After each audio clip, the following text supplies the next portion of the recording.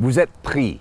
C'est impossible de commencer une famille si vous demeurez dans un petit condo de 400 pieds carrés ou de vivre de façon paisible si vous payez trop pour le loyer. Mais c'est la réalité. Vous avez fait tout ce que vous avez besoin de faire. Vous avez fait vos études et vous avez travaillé fort. Mais après que les coûts de logement ont doublé pendant les années de Justin Trudeau, c'est impossible d'avoir une maison ou même un appartement abordable. C'est pas normal au Canada, mais c'est pas sans précédent. Il y a un autre exemple d'un temps dans ce pays où c'était le cas aussi. C'était quand j'étais très jeune. Et on a perdu notre maison à cause des hausses de taux d'intérêt. Donc, nous avons dû déménager dans ce quartier ici.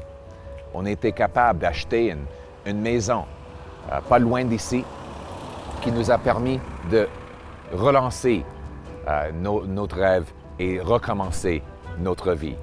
Et c'était possible parce que pendant ces années-là, le Canada bâtissait des maisons, comme par exemple cette maison ici.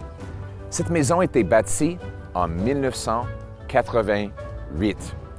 Et dans cette année-là, il y avait 216 000 unités de logement construites à travers le Canada. Mais savez-vous quoi? Le Canada bâtit moins de maisons aujourd'hui qu'il y a 50 ans. En 1972, le Canada a bâti 232 000 maisons. En 2022, on a bâti 219 000 maisons. C'est ridicule parce que notre population, dans 2022, a augmenté de 865 000 personnes. Donc, nous ne bâtissons pas assez de maisons pour la population. Pourquoi? C'est parce que on n'est pas capable de bâtir au Canada. On a le moins de maisons par capita parmi le G7, même si on a le plus grand terrain sur lequel on peut bâtir. Par exemple, le Canada a 4 personnes pour chaque kilomètre carré, en même temps que les Américains ont 37 personnes pour chaque kilomètre carré. Donc, ils ont 10 fois plus de personnes, moins de terrain, mais plus de maisons par capita que le Canada. Nous n'avons pas d'excuses géographiques, c'est un problème gouvernemental. Le problème dont je parle, c'est les barrières bureaucratiques qui empêchent la construction. Prenons l'exemple de l'étude de l'Institut C.D. Howe, qui a montré l'écart entre le coût de construction et le coût d'acheter une maison. L'étude a ajouté le coût de main-d'œuvre, de matériel, de terrain et les profits pour les corporations. Et ils ont comparé ces coûts-là au coût d'acheter ces mêmes maisons. C'est quoi la raison pour laquelle on a cet écart? C'est parce que le gouvernement à Vancouver empêche la construction. Les mêmes genres d'obstacles existent à travers le pays, que ce soit à Montréal, Toronto, Regina.